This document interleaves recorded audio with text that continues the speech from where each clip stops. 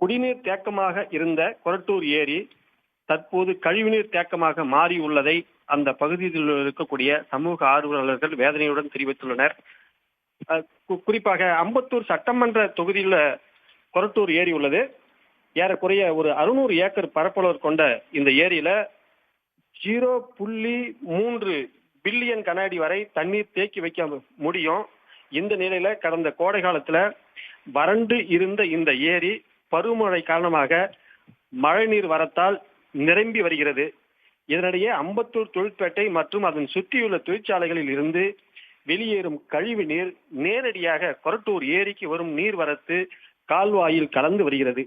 இதனால் ஏரி கருப்பு நிறமாகவும் ஆயில் மற்றும் ரசாயனம் கலந்தும் காணப்படுகிறது. இது குறித்து கொரட்டூர் ஏரி பாதுகாப்பு சங்கத்தினர் கூறும்போது, கொரட்டூர் ஏரியில சென்னை மக்களின் குடிநீர் ஆதாரமாக உள்ளது கொரட்டூர் ஏரி.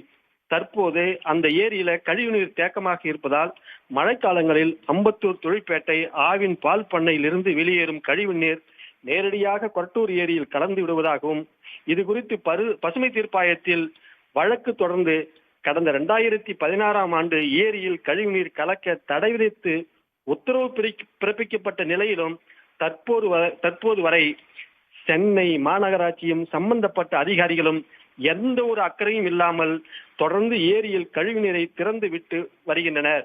இதனால் ஏரி மாசடைந்து காணப்படுகிறது.